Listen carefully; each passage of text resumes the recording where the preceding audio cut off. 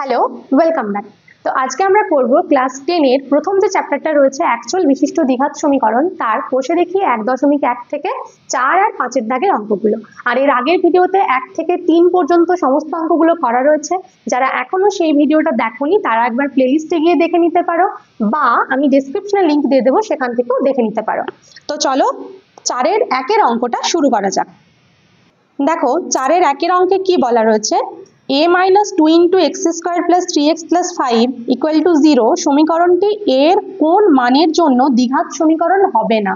তাহলে প্রথমে আমাদের জানতে হবে যে দ্বিঘাত সমীকরণ হয় কখন। তো আগের দিন কি বলেছিলাম, একটা সমীকরণ ax square plus bx plus c সমান 0, সেটাকে আমরা দ্বিঘাত সমীকরণ তখনই বলবো যখন কি হবে, abc গুলো বাস্তব সংখ্যা হবে আর এটা নট ইকুয়াল টু 0 হবে। মানে x স্কয়ারের যে সহগটা যেটা প্রথমে রয়েছে ax স্কয়ার, সেই x স্কয়ারের যে সহগ এটা, সেটা কিন্তু শূন্য হওয়া চলবে না। ঠিক আছে, যদি শূন্য হয়ে যায় তাহলে কিন্তু দ্বিঘাত সমীকরণ হবে না। তাহলে এখানে সেটাই বলছে যে এর কোন মানের জন্য দ্বিঘাত সমীকরণ হবে না। তাহলে এই যে সমীকরণটা রয়েছে এখানে এক্স স্কয়ারের সহগ, এই যে সহগটা এটা যদি শূন্য হয়ে যায় তাহলে কি এই পদটাই আর থাকছে না, তখনই এটা দ্বিঘাত সমীকরণ হবে না। তাহলে আমরা কি লিখবো, যে সমীকরণটি দ্বিঘাত হবে না যখন কি হবে, যখন a minus 2 equal to 0 বা a equal to হচ্ছে 2। ঠিক আছে, মানে কি এর মান যদি 2 হয়ে যায় তখন কি হবে বলতো, ভেতরে কি হয়ে যাচ্ছে, ভেতরটা হয়ে যাবে 2 minus 2 into x স্কয়ার। আর 2 minus 2 মানে কত, 0। শূন্যর সাথে x স্কয়ার গুণ করলে কত হয়, 0 হয়। তার মানে কি তখন এই পুরো পদটাই শূন্য হয়ে যাবে, প্রথমের পদটাই শূন্য হয়ে যাচ্ছে। তখন সেই সমীকরণটিকে আর দ্বিঘাত সমীকরণ থাকবে, x স্কয়ার যুক্ত পদটাই যদি উঠে যায় তখন কি সেটা আর দ্বিঘাত থাকছে না। তার মানে কি এর মান 2 হলে সমীকরণটি আর দ্বিঘাত সমীকরণ থাকছে না। দেখো এরপরে 4-এর 2-এরটাতে কি বলা রয়েছে, x by 4 minus x equal to 1 by 3x, একে ax square plus bx plus c সমান 0 দ্বিঘাত সমীকরণের আকারে প্রকাশ করলে x এর সহগ কত হবে। তো এই যে সমীকরণটা দেওয়া রয়েছে, প্রথমে আমরা কি করব, এটাকে ax square plus bx plus c সমান 0, যেটা আমাদের দ্বিঘাত সমীকরণের সাধারণ আকার, সেই আকারে প্রথমে প্রকাশ করব। তারপর দেখবো যে x এর সহগ কত হচ্ছে, এখানে x এর সহগ b, আমরা এখানে দেখবো x এর সহগ কত হচ্ছে। তাহলে প্রথমে আমাদের কি করতে হবে, এখানে এরকম যখন থাকবে তখন দেখো যখন দুদিকেই লব আর হর রয়েছে আমাদেরকে কি করতে হবে, কোনাকুনি গুণ। তাহলে এখানে x এর সাথে 3x গুণ হবে, x তার সাথে গুণ হচ্ছে 3x সমান এদিকে কত, 4 মাইনাস x এর সাথে 1 গুণ, তার মানে এটা 4 মাইনাস x ই থাকছে। এবার x এর সাথে 3x গুণ করলে কত হবে, দেখো সংখ্যা একটা রয়েছে 3 থেকে গেল, আর x আর x গুণ করলে কি হয়, x এর স্কয়ার হয়।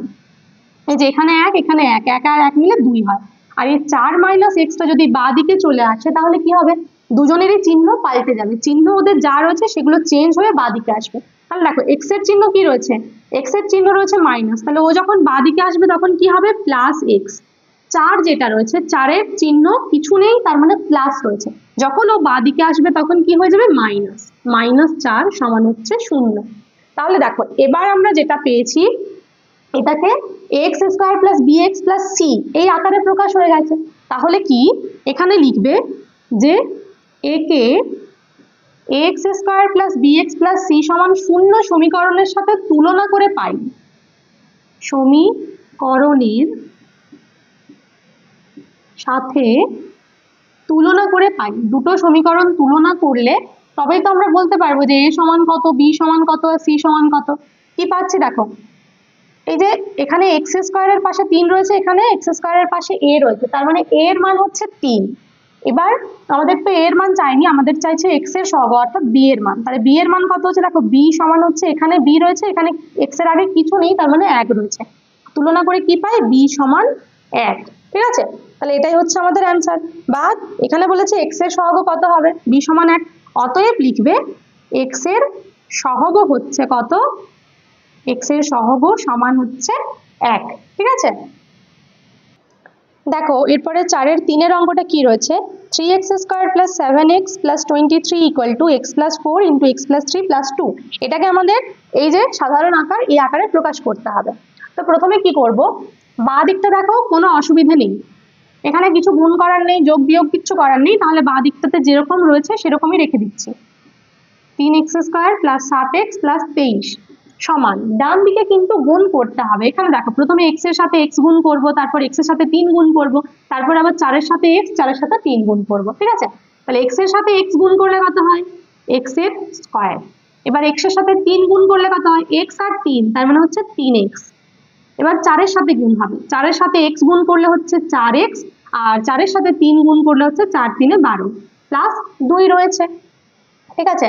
বা দেখো এখনো বাঁ দিকে যেটা রয়েছে সেটা এরকমই রাখছি, 3x² প্লাস 7x প্লাস 23 সমান, এখানে দেখো x² রয়েছে একটা, 3x আর 4x, 3 আর 4 যোগ করলে কত হয়? 4 5 6 7, ঠিক আছে? যোগ কেন করলাম? দেখো এখানেও প্লাস চিহ্ন, এখানেও প্লাস চিহ্ন, দুটোর চিহ্ন একই, চিহ্ন একই থাকলে আমরা কি করি? যোগ করি। তাহলে এখানে হচ্ছে প্লাস 7x প্লাস এখানে 12 আর 2, 12 আর 2 কত হবে যোগ করলে? 14। এরপরে কি করব? দেখো ডান দিকে যেহেতু আমাদের কি থাকে, সাধারণ আকারে শূন্য থাকে, তার মানে ডান দিকে কিছু থাকবে না, সবাইকে আমরা নিয়ে আসবো বাঁ দিকে। আর বাঁ দিকে নিয়ে আসার নিয়মই হচ্ছে প্রত্যেকের চিহ্ন কিন্তু চেঞ্জ হবে, যে যার যা চিহ্ন রয়েছে সেগুলো চেঞ্জ হয়ে অন্যটা হবে। তাহলে বা কি? এখানে রয়েছে 3x² প্লাস 7x প্লাস 23, এটা তো রয়েছে, আর এরা সবাই যেহেতু প্লাস রয়েছে বাঁ দিকে যখন আসবে সবাই মাইনাস হয়ে যাবে। তাহলে কত হবে? -x² মাইনাস 7x মাইনাস 14 সমান হচ্ছে 0। বা এবার দেখো 3x² এর থেকে x² বিয়োগ করলে কত হবে? এখানে 3x² এর চিহ্ন হচ্ছে প্লাস, x² এর চিহ্ন মাইনাস, চিহ্ন আলাদা, একজন প্লাস একজন মাইনাস, বিয়োগ করলে কি হয়? মানে একজন প্লাস একজন মাইনাস হলে তো কি, চিহ্ন যেহেতু আলাদা আমাদের বিয়োগ করতে হবে। তাহলে 3 এর থেকে 1 বিয়োগ করলে হয় কত? 2x²। এরপর দেখো এখানে রয়েছে প্লাস 7x, এখানে মাইনাস 7x, কি হলো? কেটে গেল, কারণ চিহ্ন আলাদা, একই সংখ্যা রয়েছে। এখানে রয়েছে প্লাস 23, এখানে মাইনাস 14, প্লাস মাইনাস আলাদা চিহ্ন মানে বিয়োগ করব। 23 এর থেকে 14 বিয়োগ করবো, কত হবে? 15 16 17 18 19 20 21 22 23, আমি কোথায় এসেছি? 9। তাহলে এটা হচ্ছে প্লাস 9 সমান 0, ঠিক আছে? হয়ে গেছে। দেখো আমরা সাধারণ আকার পেয়ে গেছি, x² plus bx plus c সমান 0। এক্ষেত্রে কি হচ্ছে বলতো, এখানে যদিও লিখতে বলেনি, এটাই সাধারণ আকার, মানে এটাই হচ্ছে x² plus bx plus c সমান 0 আকার। কিন্তু যদি আমরা এটাকে, যদি বলতো যে কারো একটা সহগ লিখো, তখন কোনটা কি হতো? যদি তুলনা করতাম, দেখো এখানে পেতাম a সমান 2, কারণ এখানে x² এর সহগ 2, এখানে x² এর সহগ a, তার মানে a সমান 2। b সমান কত হতো বলতো? এখানে দেখো x এর সহগ b, কিন্তু এখানে কোনো x যুক্ত পদেই নেই, তার মানে x এর যে সহগটা ছিল সেটা নিশ্চয়ই 0, তার জন্য x যুক্ত পদটা উঠে গেছে। তাহলে b সমান 0, আর c সমান কত হচ্ছে? c সমান হচ্ছে 9, এখানে প্লাস 9 আছে, তার মানে 9 হবে, ঠিক আছে? তাহলে এটাই হচ্ছে আমাদের আকারটা।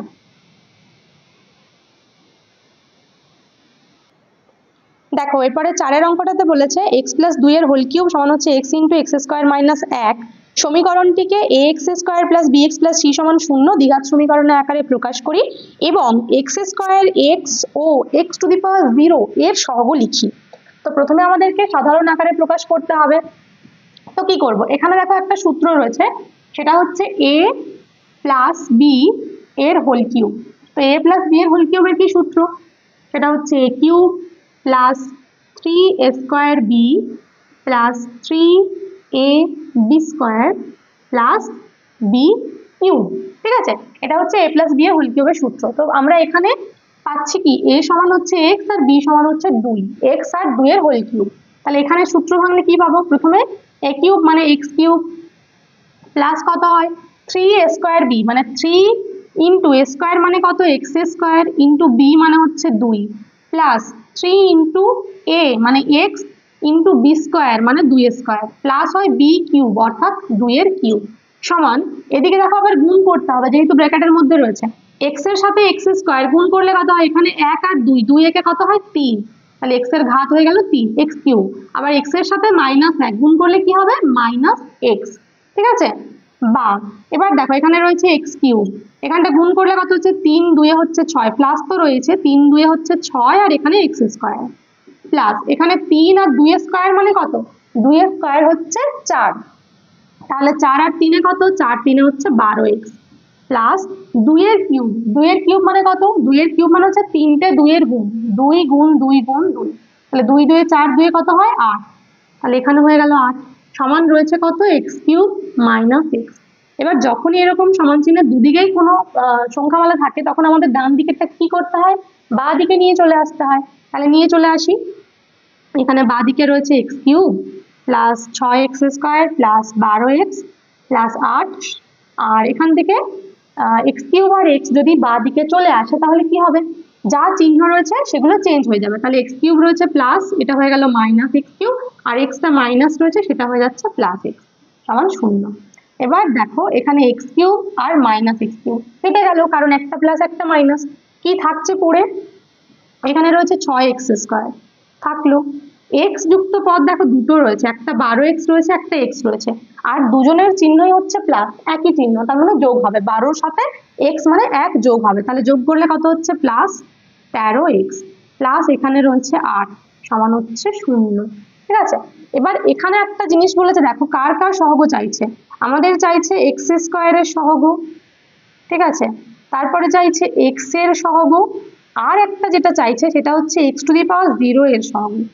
তো x² আর x এরটা তো আমরা বুঝতেই পারবো, যখন তুলনা করব এই যে x² এর পাশে যেটা রয়েছে সেটাই হচ্ছে x² এর সহগ, তার মানে 6, x এর সহগ ওর পাশে যেটা রয়েছে সেটা 13, কিন্তু x⁻0 কোথায় রয়েছে, দেখো x⁻0 এর মান কত, এর মান হচ্ছে 1। যে কোনো চলরাশি বা যে কোনো সংখ্যার মাথায় যখন শূন্য থাকে, পাওয়ারটা যখন 0 হয় তখন সেটার মান হচ্ছে 1। তাহলে এখানে এই যে 8-এর পাশে কিছু নেই, মানে আমরা ধরে নিতে পারি এখানে x⁻0 রয়েছে। ঠিক আছে, তার মানে x⁻0 এর সহগ কত, সেটা হচ্ছে 8। দেখো এরপরে 5-এর যে অঙ্কগুলো আমরা করব এগুলো কিন্তু খুব গুরুত্বপূর্ণ অঙ্ক, ঠিক আছে, প্রত্যেকটাই খুব ভালো করে মন দিয়ে বুঝে নাও। কি রয়েছে, নিচের বিবৃতিগুলি থেকে একচল বিশিষ্ট দ্বিঘাত সমীকরণ গঠন করি। এই প্রশ্নগুলোর মধ্যে থেকে কোনো প্রশ্ন কিন্তু মাধ্যমিকেও আসে বা ভবিষ্যতেও আসতে পারে। তাহলে 5-এর 1-এর অঙ্কটাতে কি রয়েছে দেখো, বলা রয়েছে 42কে এমন দুটি অংশে বিভক্ত করি যাতে এক অংশ অপর অংশের বর্গের সমান হয়।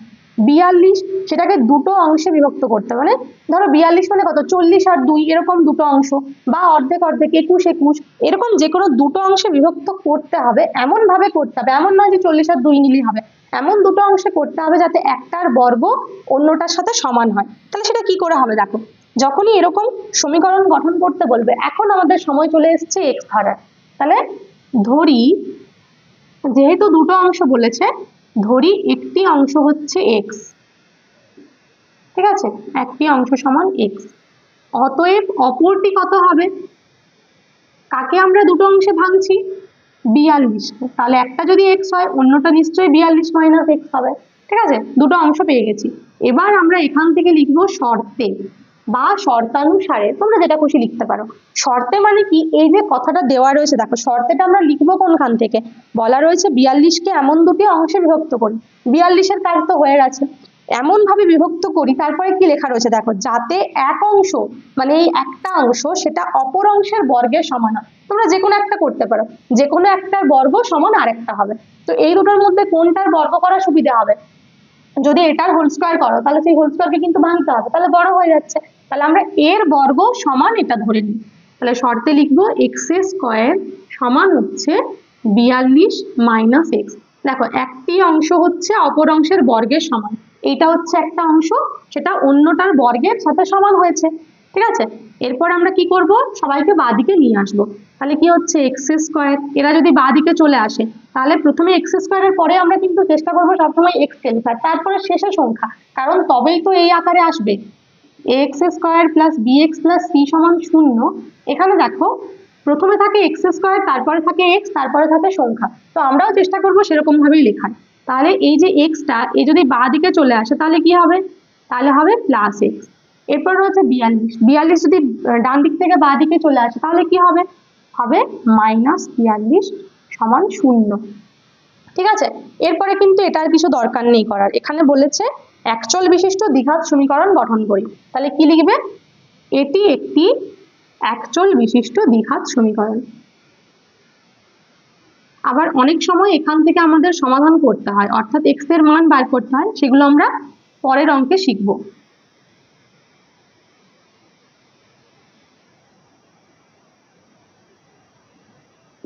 ঠিক আছে। দেখো এরপরে 2 এর অঙ্কটা, এটা কিন্তু খুব গুরুত্বপূর্ণ একটা অঙ্ক। 2 এরটা এটা কি রয়েছে দেখো, বলেছে দুটি ক্রমিক ধনাত্মক অযুগ্ম সংখ্যার গুণফল 143। এটা মাধ্যমিকের জন্য বা তোমাদের ভবিষ্যতের টেস্টের জন্য কিন্তু খুব গুরুত্বপূর্ণ একটা অঙ্ক।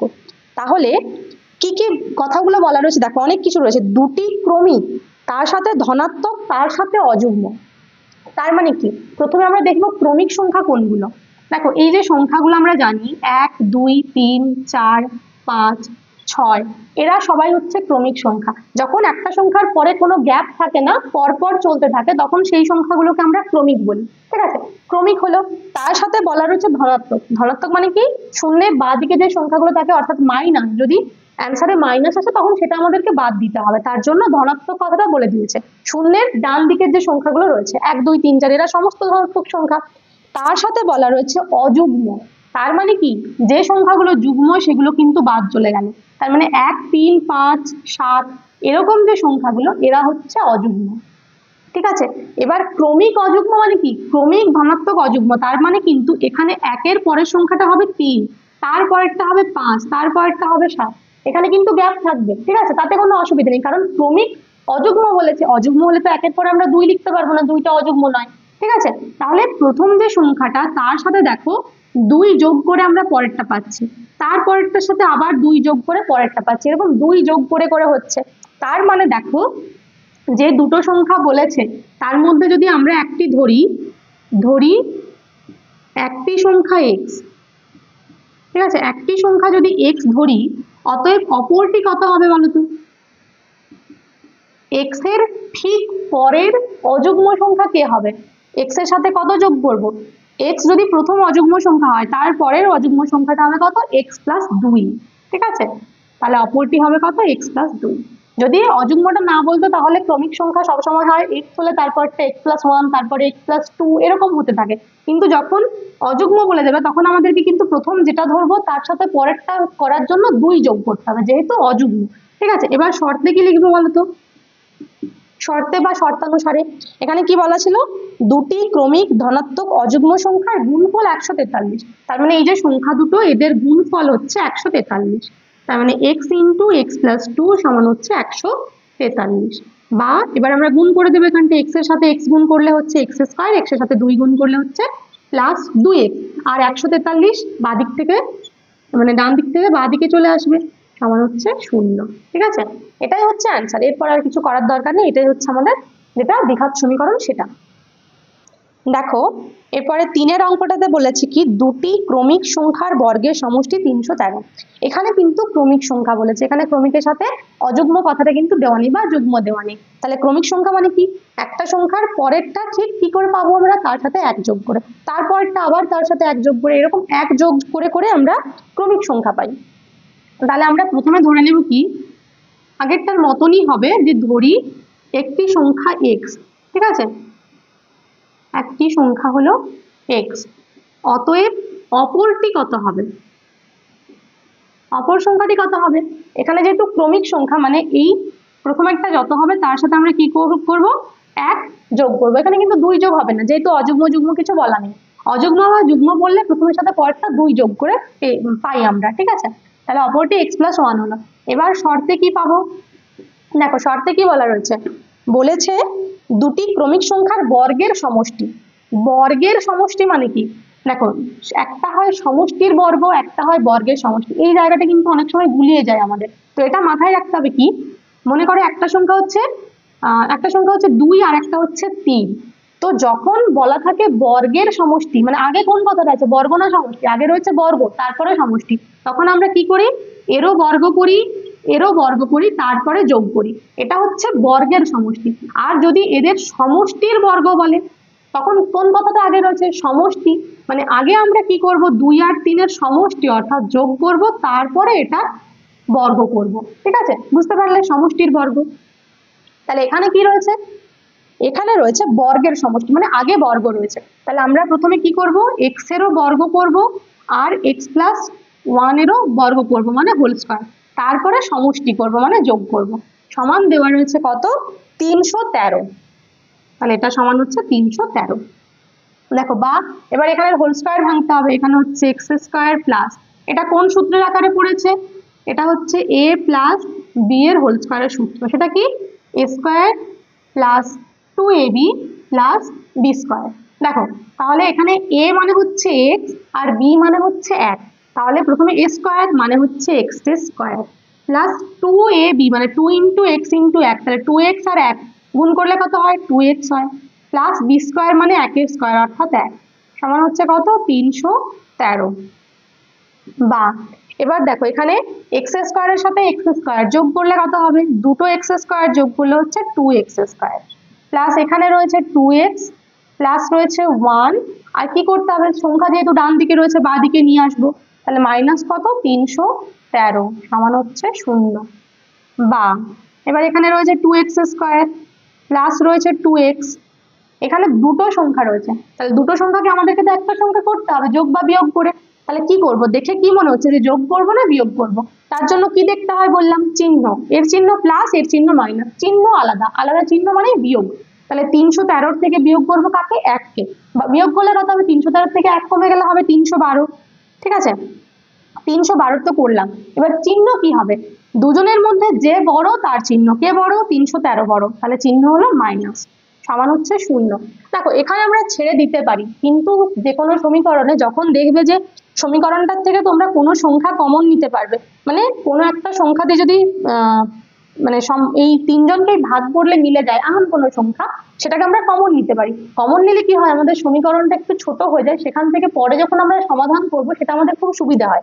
তাহলে দেখো এখান থেকে কিন্তু আমরা কত কমন নিতে পারবো 2, তাহলে 2 কমন নিলে কত হবে 2 কমন নিলে এখানে 2টা নিয়ে নিলাম তার মানে এক্স স্কয়ার থাকলো, এখান থেকেও 2টা নিয়ে নিলাম মানে প্লাস এক্স থাকলো, এখান থেকে 2 নিলে মানে 312 কে 2 দিয়ে ভাগ করলে যত হয় সেটা লিখতে হবে, তাহলে কত 3 রয়েছে মানে 2 1 2, বিয়োগ করলে 1 হবে, তার থেকে আবার 1 নামছে মানে 11, 11 হলে কত হয় 2 5 10, আবার 11 থেকে 10 বিয়োগ করলে 1 হয়, তখন 12 হয়ে যাচ্ছে মানে 2 6 12 সমান হচ্ছে 0। ঠিক আছে বুঝতে পারলে তো, না হলে তোমরা এখানে পাশে ভাগ করে দেখে নেবে যে কি হচ্ছে, ঠিক আছে। এরপরে কি হয় দেখো, যে সংখ্যাটা আমরা কমন নিয়ে নিয়েছি সেটা আমরা ডান দিকে নিয়ে চলে যাই, ডান দিকে নিয়ে গেলে কি হবে দেখো 2টাকে লিখছি না, তাহলে হচ্ছে x square plus x minus 156 সমান এখানে হয় 0/2, মানে 0 আর 2টা যেহেতু বাঁ দিকে গুণ আছে যখন ডান দিকে চলে আসবে 0 নিচে চলে আসবে, গুণ থাকলে ভাগ হয় ডান দিকে আসলে, তাহলে যখন 0কে আমরা 2 দিয়ে ভাগ করবো তার মানে কি 0কে যে কোনো সংখ্যা দিয়ে ভাগ করলে কত হয় 0 হয়, তার মানে এখানে লিখে দেবো 0। তো তোমরা মনে রাখবে যে যখনই আমরা কমন নিয়ে নেব তখন সেই পরের লাইনে আমরা কমনের সংখ্যাটাকে বাদ দিয়ে দিতে পারি, বাদ দিয়ে যেটা পড়ে থাকে সেটাই হচ্ছে আমাদের মানে যেটা পড়ে থাকে সেটাই হচ্ছে সমীকরণটা, ঠিক আছে তাহলে এটাই হচ্ছে আমাদের সমীকরণ। তো দেখো আজকে আমাদের 4 আর 5 এর অঙ্কগুলো কমপ্লিট হয়ে গেল, পরের দিন আমরা করবো 6 এর যে অঙ্কগুলো রয়েছে সেগুলো 5 এর মতনই হবে। তো ভিডিওটা যদি তোমাদের ভালো লেগে থাকে তাহলে কমেন্টে জানাবে, লাইক করবে, আর যদি বুঝতে কোনো রকম অসুবিধা হয় সেটাও কিন্তু কমেন্টে জানাতে পারো, আমি পরের যে ভিডিওটা দেবো সেখানে চেষ্টা করব সেটা তোমাদের বুঝিয়ে দেওয়ার। আর তার সাথে যদি চ্যানেলে নতুন হয়ে থাকো তাহলে অবশ্যই চ্যানেলটাকে সাবস্ক্রাইব করে রাখবে যাতে পরের ভিডিওগুলোর নোটিফিকেশন তোমরা পেয়ে যাও।